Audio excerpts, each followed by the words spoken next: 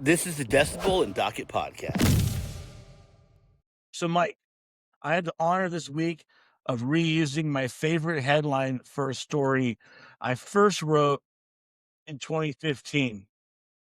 I'm going to read this headline to you again, and I want you to see if you can try and guess who I'm talking about, okay? Okay, I'm bad at this game, but The headline was, "Despite all their rage, this band really isn't selling so great."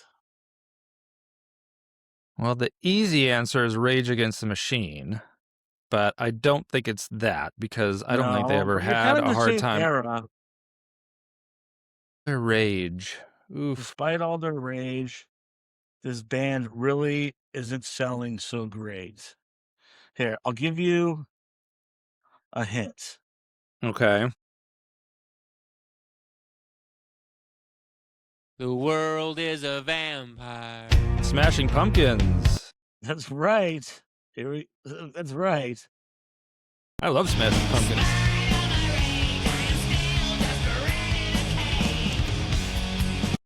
That's right. Despite all their rage, Mike, Smashing Pumpkins aren't selling so great. Blue Dot Fever is back. I don't know if it ever really went away, but it's gaining momentum again, it seems like, with a new round of week ticket sales by artists, this time including Kesha, Smashing Pumpkins, and Zayn Malik from One Direction. And I was actually approached by a major media outlet again for an interview later today to talk about the topic. I don't want to say the name of the outlet because they might hear this interview in the interim and get pissed. I mentioned them. They seem to not like that, you know? Smart. But, And it's a right, tease. You're teasing people. Now everyone's going to be like watching like all the local news and trying to find where you. So it's a good move. I like it.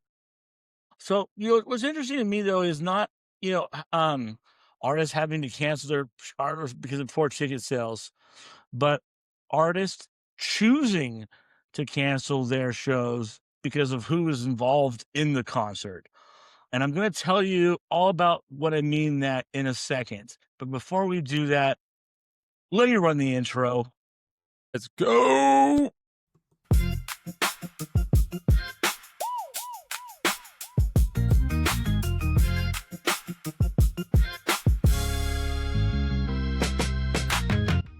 Welcome to episode 20 of the Decibel Docket podcast, the podcast at the intersection of the music business, live entertainment, and the justice system. I'm Dave Brooks, veteran entertainment journalist and longtime touring reporter covering the concert business. And I'm Michael Seville, an attorney and avid fan of the entertainment industry. As a former journalist and now practicing attorney, I hope to shed some light, read between the lines, and drop some knowledge on you knuckleheads about what's going on in the music, live entertainment, sports worlds, and the intersection with the legal system. And look, I'm not soliciting business, I'm not soliciting clients. You are not my client, except for you, Dave. I'm just here to drop some knowledge, make fun of Dave at every possible opportunity, and have some fun. So let's go. Well, you're going to be reading between lots of lines this week, buddy, because I've got... I know. That's why I said it. You gave me my homework, so I knew what was coming. I've got some real doozies for you. So we're going to talk about this. We're going to talk about a concert in which I think there's plenty of demand, but now the artists are kind of wanting to pull out because of who's involved. There's a great video I want to show you, but before I do that, I found a couple other viral videos this week, that I just wanted to run by you real quick, two to be specific, involving kind of legal issues that, I think we need to address here on the show. Okay. So this first one here, I'm going to share it with you. Here we go. Share our screen here. I want to get your reaction to this first video and how you would defend this person if you were their attorney. Hello, ma'am. Hey, good morning. I'm Deputy Gonzalez with the Palm Beach County Sheriff's Office. This is why you're being pulled over. The city of Lake Worth today, we're doing an operation for distracted driving. You drove past me holding the phone with your right hand, manipulating that phone. I mean, I saw you with the phone in your hand. Obviously not. So you want to just call this a day? Or? I don't want to call it a day. You had a hand up manipulating. You just the said phone. my right hand. Well, I thought I saw you with your right hand. You so had a you hand didn't. out. The right hand. I saw you manipulate. So you didn't. With the right hand, perhaps not, right? But I saw you. You didn't see me with my right hand. So are you saying that you saw me with my right hand? I know what I just said. I'm asking you now. Did you or not have your phone on your hand? I did not. You did not have your phone in your hand? I did not. Hand to God, you didn't have a phone in your hand. Hand to God. The other hand to God, you don't have a phone in your hand. Hand to God. Cool. You have your driver's license, registration, yes, and insurance I do. with you. I'm gonna skip ahead a little bit now. He ends up writing her the ticket, anyways. All right, man. So you're gonna receive a citation for wireless communication device, handheld while driving. We got to put the phone down as we operate a motor vehicle. Oh, and you put on there that you saw me with my right hand holding it. Yeah? I did not put that. No, if you want to take it to but court. But that's what you said when you pulled me over. Yes, that's what I said. That you saw me holding my device with my right hand. I'm not disagreeing with you. Yes, that's what I said. Okay. Yes. If you want to take it to court. And that's what you saw. That's what I said. That's yes. What you said you saw. Yes. Okay. Okay. If you want to take it to court, option 5 on the back of the ticket. That's how you take that ticket to court. Do you have any questions for me? No. Thank you. Have a good day. Mike, what the hell? So first of all, did she do herself any favors in the way she questioned the let's just assume he's a sheriff, the deputy over the ticket? Well, you know, if as a lawyer, he has the right questions and kind of get protested the right way. I do. She clarified it multiple times. She knew that the body cam was on, probably because usually there's a light indicating that it's on.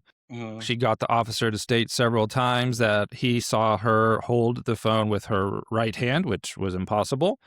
Right. But she was calm. You know, like what I tell people when they have interactions with the police is to remain calm, as calm as possible. Be as courteous as possible, though that's not always an option in every kind of situation.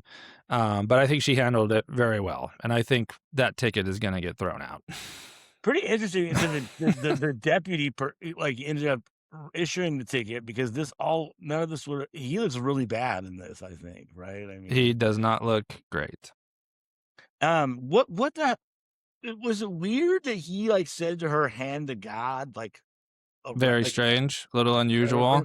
What would you, if you were an attorney, what would you make it? What would you do with that? Well, there's separation of church and state. We are a country of laws, not governed by. Though, to be fair, for every inauguration, there's a Bible involved. So I don't think we can ignore the fact that even though separation of church and state is somewhat loudly proclaimed by a lot of people, that's not always the way that it plays out in how we govern ourselves. But that is strange and doesn't mean anything. It has no probative value in whether or not she was holding a cell phone in her hand while she was driving. All right, let's go to this next video here. I want to see. That was random. Not what I was expecting. I like that. I just like that video. This was more in our wheelhouse. That has to do with an event, and I want you to. I mean, my question is: does this person is there a claim here? Do these people have a claim? Several men in California are planning to sue FanimeCon after getting lung infections from drinking foot juice sold by female cosplayers. The incident reportedly happened during FanimeCon 2026 in San Jose, where a group of female cosplayers began selling cups of red drink for $15. But the drink came with a strange twist. The women would place their feet inside the drink, and when a man paid, they would lift their feet out and let the liquid drip down from their feet for him to drink. The stunt quickly pulled in a large crowd. Many people paid to try it, and the cosplayers reportedly made thousands of dollars in just a few hours. But after the event ended, some of the first men who drank it began coughing heavily and feeling pain and discomfort in their lungs. After going to the hospital, they were diagnosed with fungal lung infections and told they needed to stay for treatment. Now, several of the men say they regret taking part and are preparing to sue the event organizers for medical costs. They argue that FanimeCon should have stopped the activity before it became a health risk. What do you think? What do you think, Mike? What do you think? I think it's a complicated case, actually. Okay. There is a very good defense generally for these kinds of cases. It's called assumption of risk. You're doing something that a reasonable person would know carries a risk. Now, whether or not someone would reasonably believe that drinking juice off of someone's foot it poses a health danger, I think is like the crux of the case. Mhm. And whether or not, but I think it's smart. I mean, for the people who became, looks like somewhat seriously ill, I think the question is whether or not the promoter or event organizer knew that this was going to go on, and you can only find that kind of stuff out through discovery. So it seems like a somewhat legitimate case to file, get into discovery and litigation and see kind of what's going on. I see kind of both sides of the story, just based on a 20-second clip. But promoters and organizers of these kinds of events need to know what's going on, and they need to minimize health risks to people. So I think it's an interesting question of what they knew, when they knew it, and whether or not this was advertised, whether people knew that this was going to be going on. So I think there's a there on that one. We're gonna kind of assume that they knew at some point it was happening and didn't shut it down, right? Yeah, and that's a problem. Yeah. Yeah. Do you, I mean, the organizers are liable? Do you think the anime women are liable too? The models of these feet? Maybe it depends on whether or not their employment status with the organizers. Are they contractors? And again, did the organizers know that they were doing this? So like vicarious liability is a term which links the actions of an employee to their employer. And so whether or not the cosplays is what it's called, I don't even know Yeah, what cosplays. Yeah. Okay. Yeah. Whether or not they were employees, independent contractors, what they knew, what the employer knows, it can get complex. But for them to be sued individually, or for the plaintiffs, the people who were injured, for them to sue because of the actions of the cosplays, you'd have to establish that there was some sort of legal relationship between the cosplays and the event organizers or promoters. So yeah, I mean, it's a bummer that people got sick. It's also a bummer that they were drinking juice off people's feet. But you know what? Hey, to each their own. Well, it really makes you rethink the religious parable. It starts with like a person was walking alongside Jesus on the beach, and there was 4 footprints, and suddenly there were only 2. And when the person, the rethinking of this parable, the person would say, Jesus, was there only 2 footprints? And I think maybe now Jesus would say, that's because I was feeding you jungle juice through my feet. This reminds me, I just heard a story the other day about how Sydney Sweeney sells bath water and people buy the bath. She's doing it again for a second time, apparently. And it was just like, there's a great clip I'll have to send to you later of a girl who's like, who basically goes to the sicko who asked me to fart in a balloon and send it to him. But she pulls out a balloon and she goes, "What's your address?" So people have some weird fetishes. I mean, that's it. And that's fine, but just know the risks. Yeah, know the risks. Okay. This is the last. So this is the last one. We're gonna spend a little more time talking about this one. Okay, this is Freedom from CNC Music Factory. I mean, CNC Music Factory, of course, famous for the song "Gonna Make You Sweat." He basically released a video, basically detailing his decision to pull out of the America 250 concert happening at the National Mall around the 4th of July, right? Let's watch the video really quick first, and then we'll talk more about the case. Now, I do have to warn you, I had to this video is originally like 8 minutes long. I edited it down to like 3 minutes. There was so much profanity and offensive words to like all kinds of different. But let's go ahead and start this here. Can you hear me, Mike? I can. Is he sitting on a toilet? Okay, we'll get to that. All right, okay. Here we go. Hey, yo, man. I just got some texts all day. I kind of been out the loop. Talking about, yo, free, yo, you doing the Trump Freedom Show. Yo, you doing a show on the 250th anniversary of the U.S. with Donald Trump. I'm like, what are you talking about? They're like, yeah, man, social media, boom, boom, boom. People commenting on it. You know, fucking with Trump. I don't know who the fuck I am. So I'm like, what are you talking about? My agent called me about 3 months ago and said, yo, you want to do a show the 25th in Washington? Yeah, I just did a show in Washington for the Mystics. I did a show 6 months ago in Washington. I do shows in Washington all the time. It's no big deal. He says, yeah, you didn't say nothing about Trump. You didn't mention Trump. So I'm getting all these calls. So I go online. I'm like, okay, so what's going on? So I told the agent, yeah, nah, I ain't gonna be able to do that. You know what I mean? But then as I thought about it, I'm getting all these texts telling me, we're gonna cancel CNC Music Factory, and we can't believe this is gonna be a terrible show. Another artist showing their sleeve and fucking, Willie Vanilli and Brett Michaels. It was a terrible show anyway. I don't fuck with Trump. I don't give a fuck about Trump. I don't give a fuck about Trump family. I'm from New York. I know the type of fucking anarchy he creates. But the day I let you motherfuckers tell me what to do is the day I die. I'm gonna make that shit motherfucking crystal clear. I believe you guys are gonna cancel. You can't cancel me. You want me into existence. You ain't buying no records because they ain't putting out no records. I do 50 shows a fucking year. Damn near every weekend. You know who comes to 90% of my shows with Naughty by Nature, God Bless the Dead, Rock Bass, Color Me Bad, All for One, Biz Markie before he died. You know who 90% of the people was at our shows? White people. You know who 70% of those white people probably voted for? Republicans. You need to stop being on social media thinking that your fucking opinion matters. It don't. Go talk to your mama. Your mama opinion matters only to you. Shit, you keep pushing me.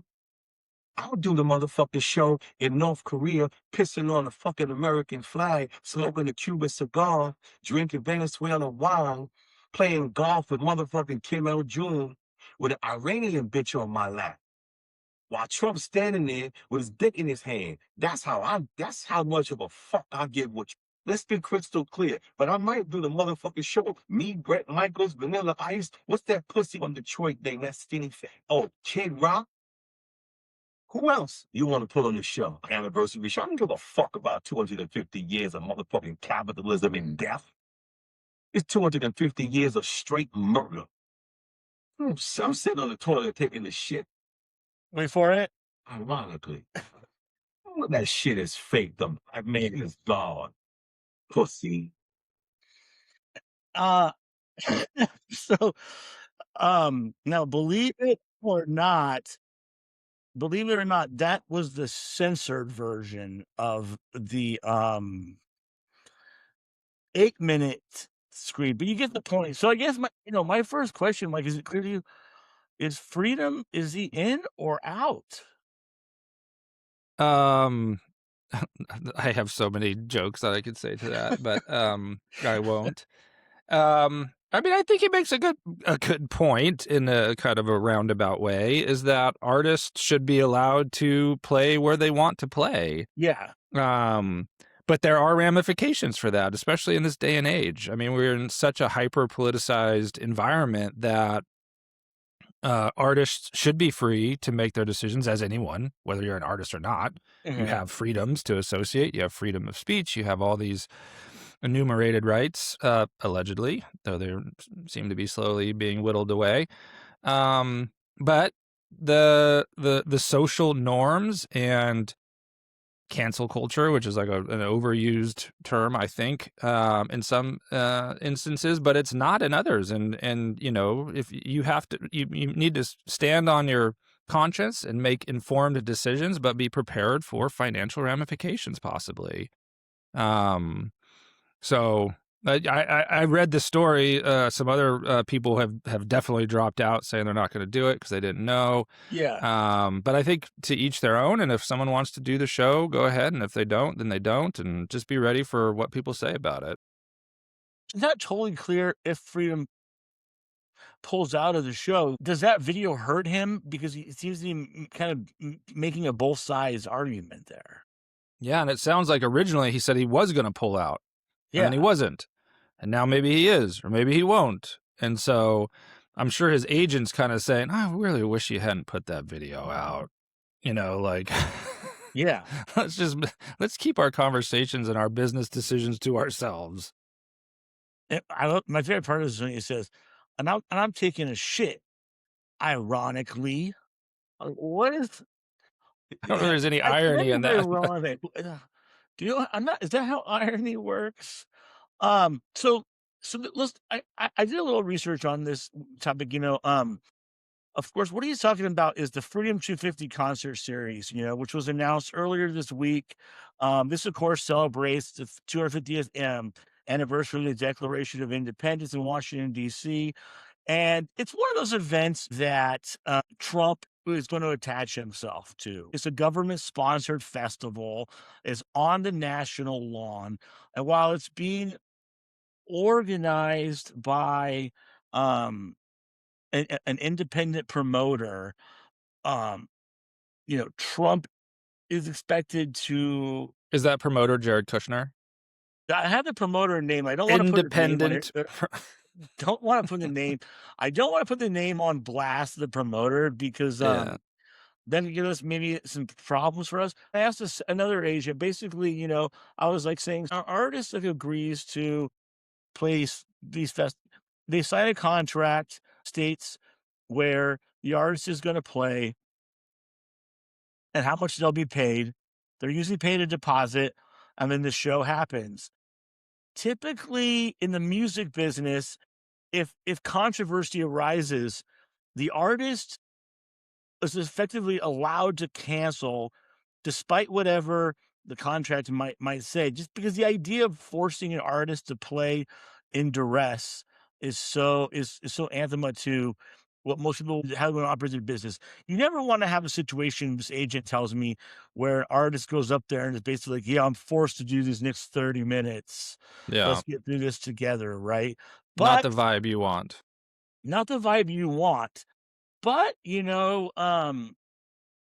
potentially that's something that we could see here, right? If these artists are going to pull out, what should they be thinking before they potentially pull out of this concert? They already agreed to play and accepted the deposits for.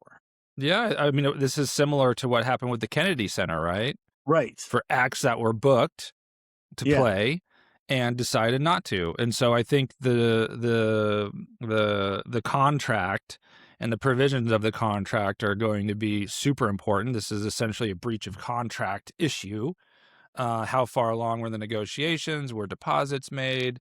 Are the artists willing to refund any deposits that were made? The run-up time. So in breach of contract cases, a lot of it comes down to curability. Does the promoter have the opportunity and the time to fill those time slots? If not, there is arguably financial harm and damage done. So it really kind of comes down to what the contract says, and whether it contemplates these types of things, and what kind of vibe the promoter wants to promote and have going on. Do they want to file lawsuits over people who are trying to get out? I think there's a lot to it, and this, even though it's not the federal government doing it, but it is, they tend to be a little litigious, we'll say, in people that they believe that have wronged them. So yeah, it'll be interesting to see kind of how it all plays out.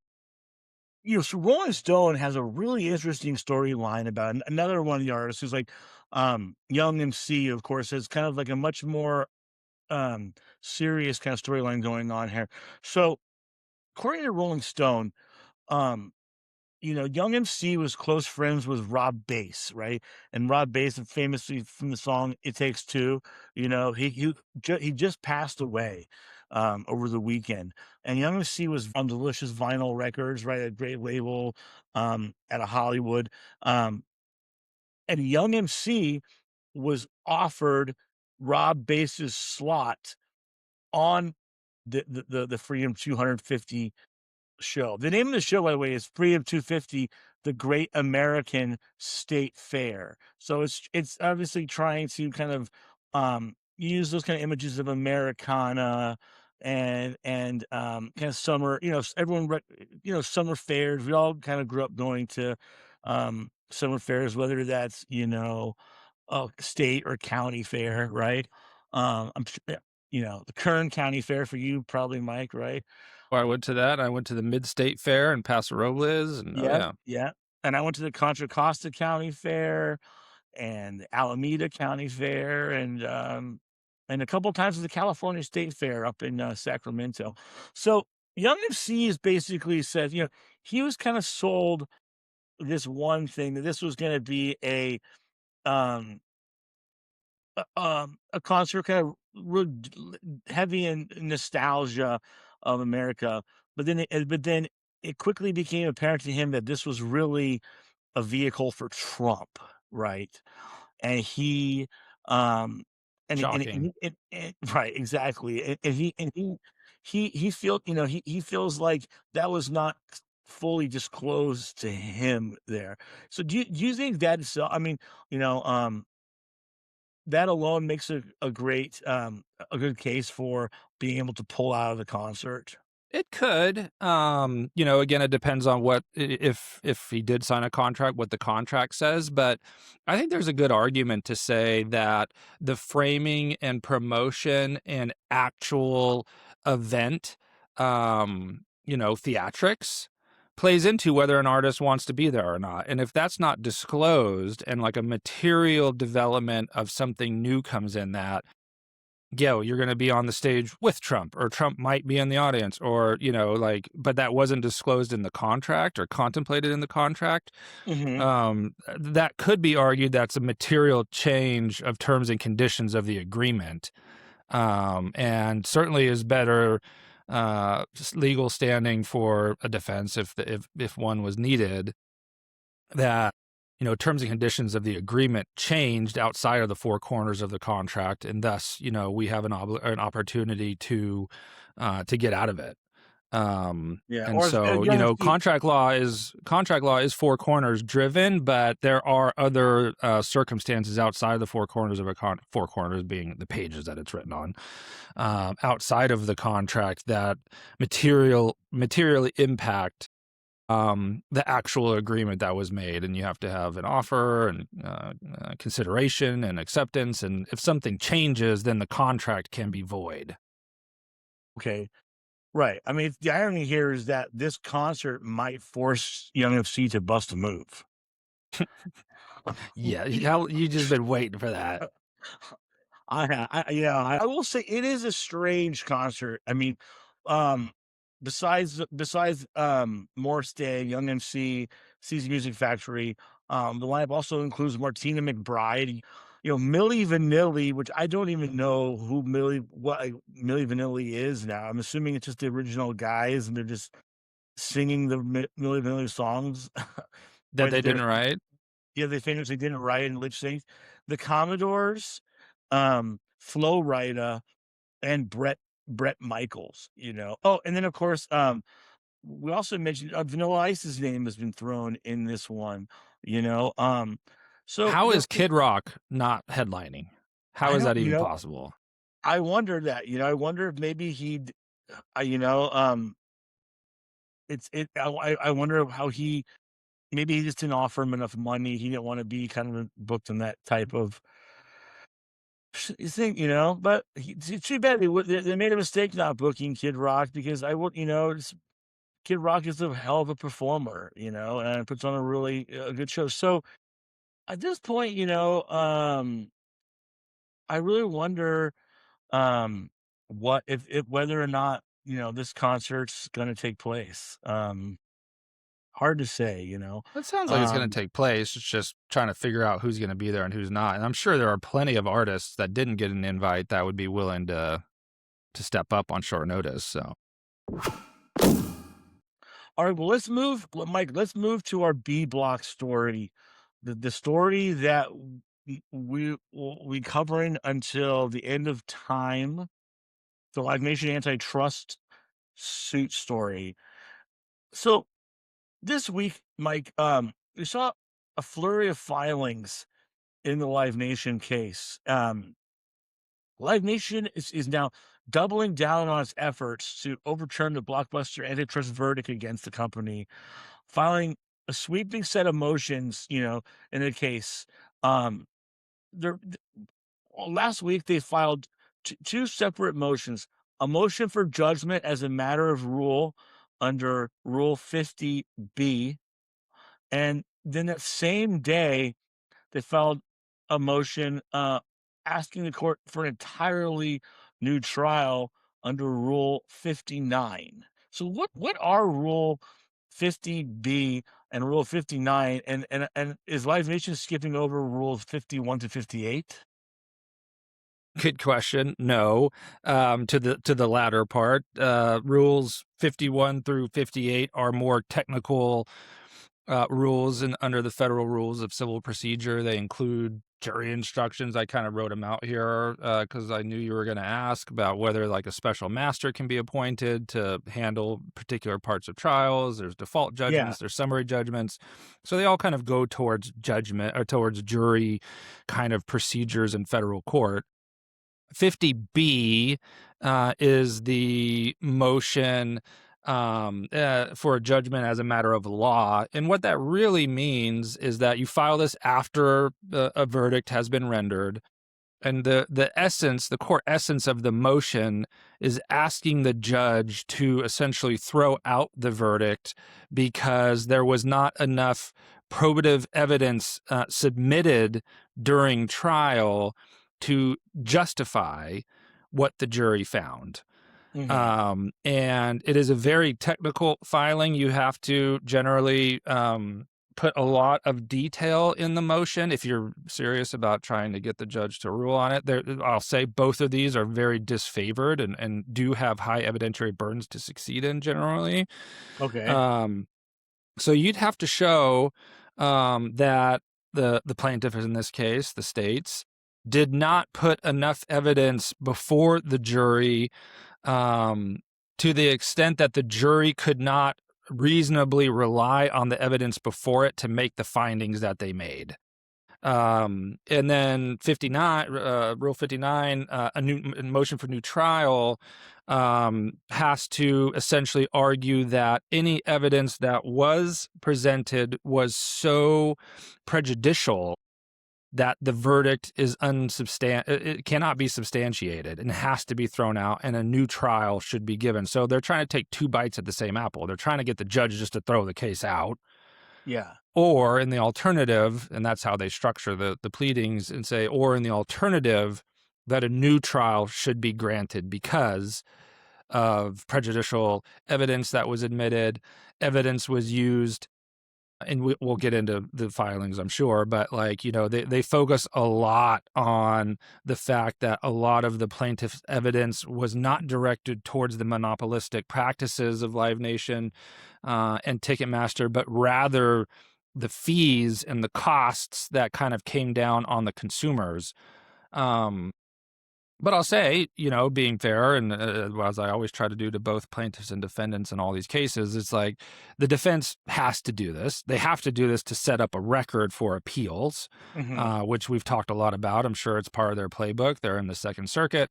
Second Circuit is not really like a liberal or conservative circuit in the traditional sense that some people think of other kinds of circuits. It tends to be business friendly on certain kinds of cases, but tends to be sensitive to consumer protection cases. And so this is an interesting circuit for this case to kind of be playing out if the defense is considering an appellate strategy.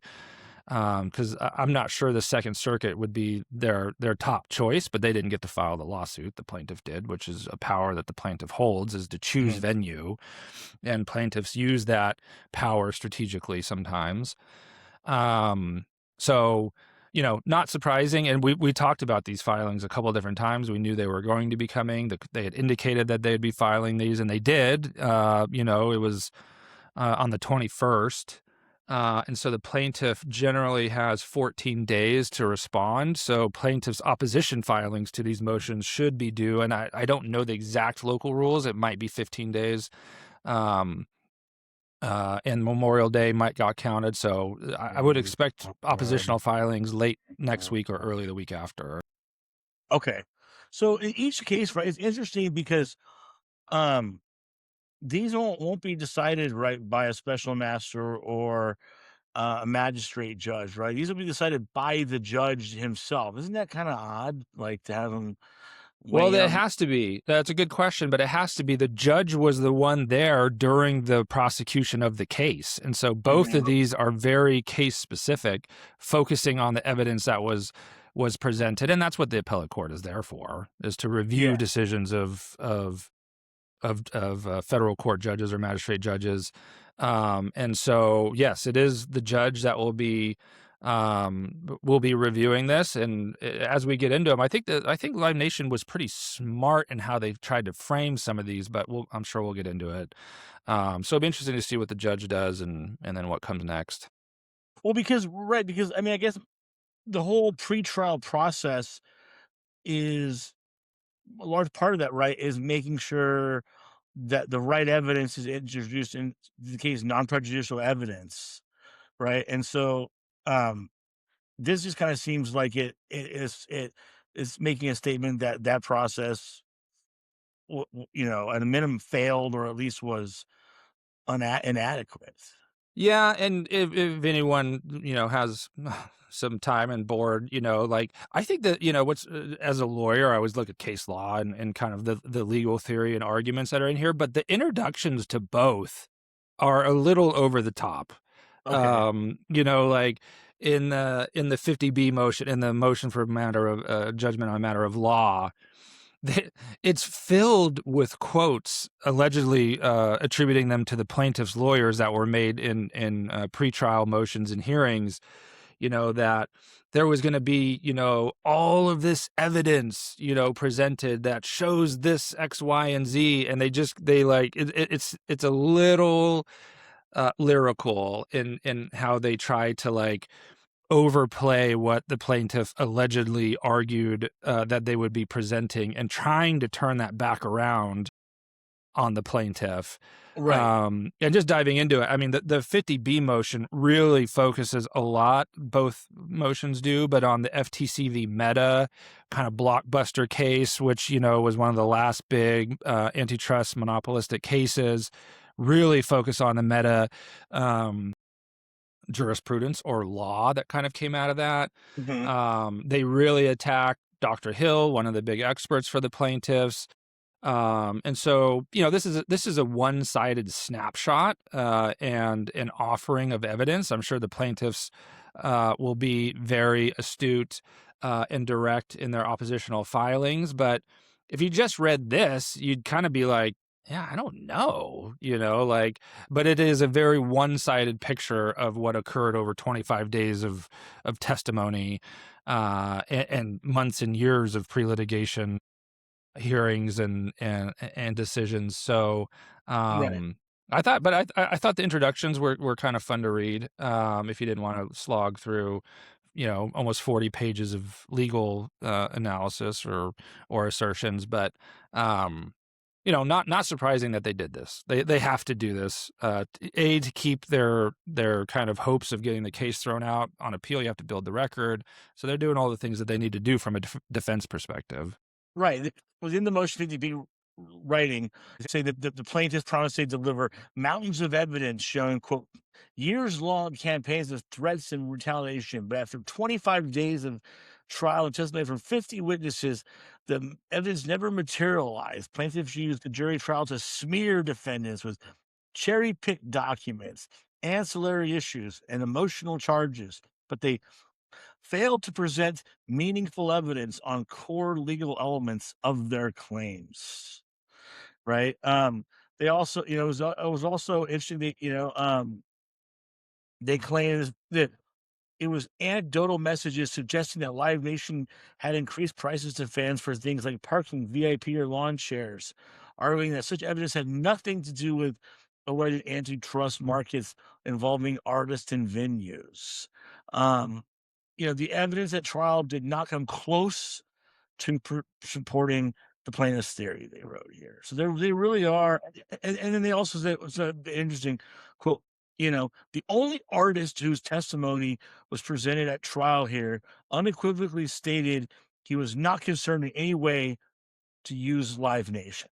right? Right. So they're really trying to paint this picture, it seems like, that the jury was bamboozled almost. Yeah, and further in the pleadings, they say that a lot of the focus was on the Slack messages, which we talked about, and their entire argument through the two pleadings essentially is that the plaintiffs did not present enough evidence that there was an intentional structure built to monopolize power over the market. And so, they attack the market definition a lot. They highlight the fact that the amphitheater angle, I think it was from 2017 to 2023, that those amphitheaters did not, or could not have engaged in the monopolistic practices of forcing artists to use their amphitheaters. They attack the definition of the market, saying that clubs and other kinds of institutions or venues were not included, though that goes to capacity and math and stuff like that. But, they have to do this to try to blunt what the plaintiffs are seeking to do through the remedies phase. And so this is all kind of like, there's a lot of moving parts. There's the remedies phase, there's the review of the DOJ settlement. And so that's what's kind of fun from a legal perspective, is that there's a lot of different kind of moving parts on a case like this. And if you do it well, there should be, a coordinated and cohesive legal strategy and narrative about all these different kinds of maneuvers and attacks that one party is doing, and then how the other party reacts to them. And so, again, it'd be really interesting to see what the plaintiffs do in their oppositional filings and how they frame the evidence that was presented to the jury. This is like one of our first good looks under the hood of what actually took place during the trial, because it wasn't live streamed, and we had stringers and reporters kind of reporting out day by day.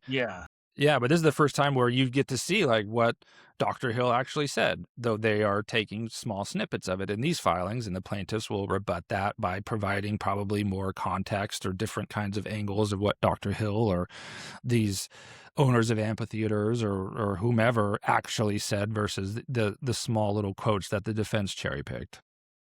So do you think, do these two filings really, do they form the basis of the appeal that will eventually see Live Nation make to the higher courts? If they're going to, sure, yeah. Yeah. Yeah. It was interesting. I guess one of the things that they said in this, in the Rule 59 filing for the trial, they said, they described the evidence as emotionally charged rhetoric.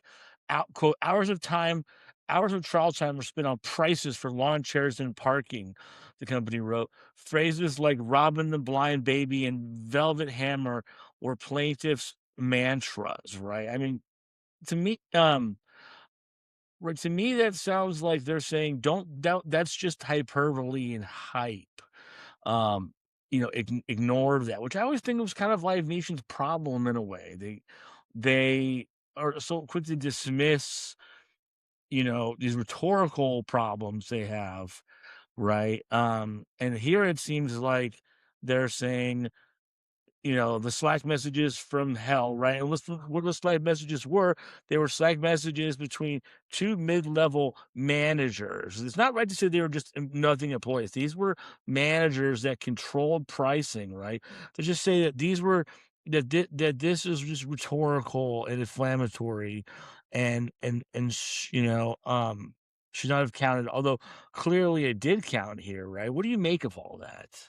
Sure. I mean, the defense has to downplay their worst evidence, the evidence that is bad for them. And so, trying to flip it around on the plaintiff using inflammatory language without showing the substance is their entire basis for the motions. Is like the plaintiff said they were going to see all this evidence. We saw it. They used inflammatory or hyperbole to make it sound worse in front of the jury than what it actually was.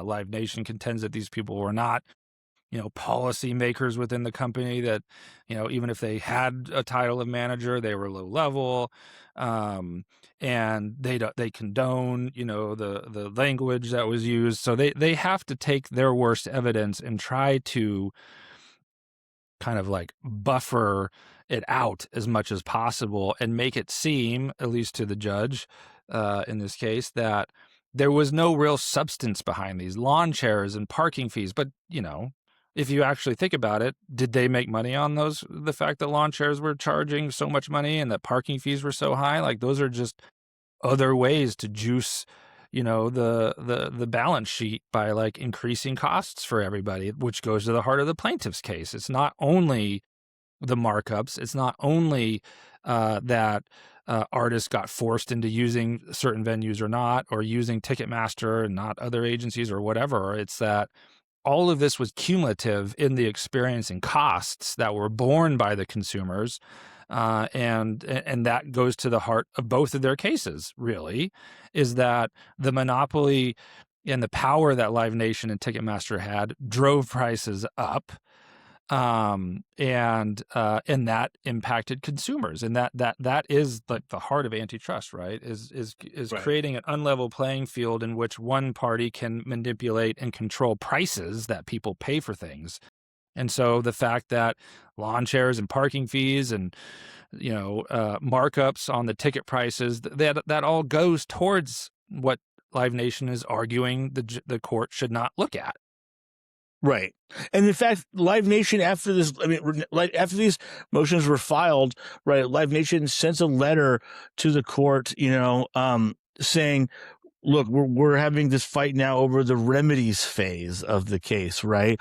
And we saw the states file last week, which we haven't really talked about yet. The states filed their proposal, their proposed remedy against Live Nation Ticketmaster, and it is a 10-point plan to really break up the company, right? And Live Nation, though, here's saying, we think the judge should rule on these motions before we get open to discovery for the remedies phase, because if you rule in our favor, then a lot of this stuff, these questions will be moot, right?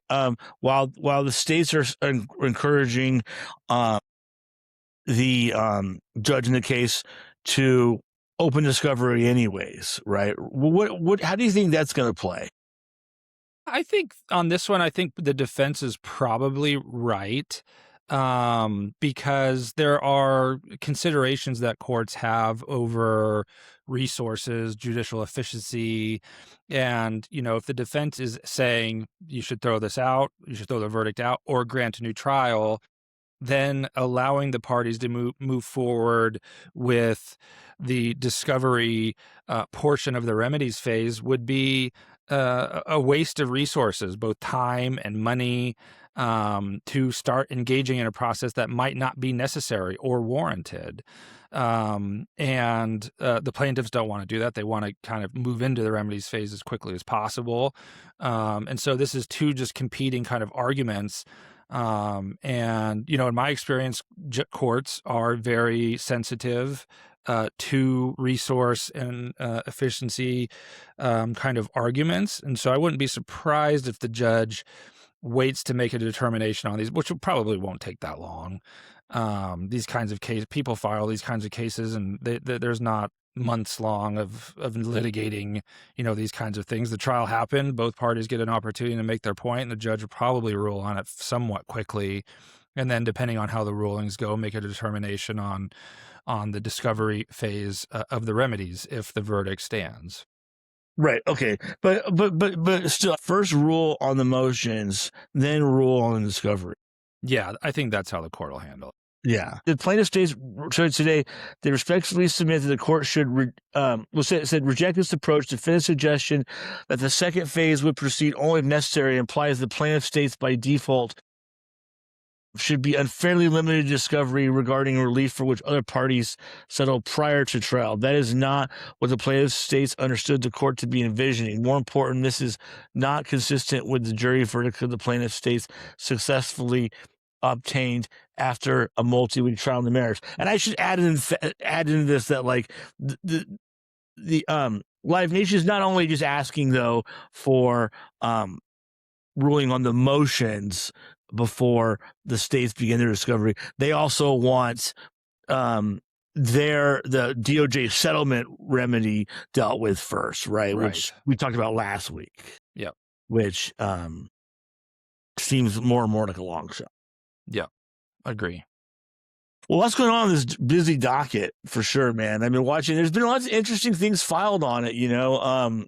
But what I would encourage people to do is, you know, last week, I think on the 21st, yeah, the states did file their initial remedies proposal. It's a 10-point plan, and I've got a kick-ass infographic on it on my website, decibel.news, that everybody should check out.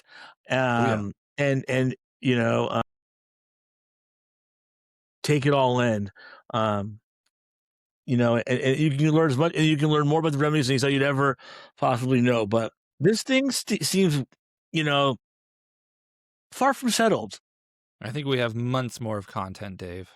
Thank God, because we got to talk about. Otherwise, we're watching more videos of people getting one-handed pullovers and feet drinking. All right, Mike. Well, thanks. Good stuff. Thanks for talking on this one. It's sure something to be watched. All right, Mike. Well, that brings us to the end of yet another show. Did you have a good Memorial Day? I did. It was chill. We didn't go anywhere, didn't fight traffic, just hung out, barbecued, a couple beers, maybe more than a couple. Same here. We'll just say couple. Well, same here. We had no beers, but we did. We had like 4 or 5 people over that were friends with my wife's oldest sister, which is like the perfect amount of people to have over to like maximize the food you can serve, right? Because I wanted to like eat a lot on Memorial Day, but if it's just my wife and the kids and they're picky already, like you don't really get all the apps and stuff. But we had 5 other adults join us, and so we were able to not only do the burgers and hot dogs, which I love more, but we were able to do some shrimp kebabs and some my wife's killer spinach dip and some great salads and sides, and still like have enough left over to like make it for a couple days more. You know, that's Sounds what like you nailed so it was it. a perfect. It was a nice mix, man. Good work. Well, you guys, we appreciate all our listeners. You know, if you've got an idea for the show, please reach out to me. You know, you can email me at realdavebrooks@gmail.com. I had a lawyer hit me up, Mike, last week with an idea for a show that I you know, I think would like to have on. So especially if you're a music attorney and you've got an idea, you know, for a show, maybe there's a clause that you always include in your contracts, let us know. We'd love to have you on. We got a growing listenership, and we just appreciate everything you do. If you want to support the show, you know, please subscribe on whether it's on Apple Music, Spotify, or Amazon. And if you want to really help us out, like and even rate the show. It all goes to helping us keep Decibel and Docket going. So we appreciate all the support. We appreciate all the support, as always, and I just want to thank you guys for doing this. Mike, another great episode, and I'll see you next time. DB. You've been watching the Decibel and Docket podcast. Please like and subscribe and tell your friends.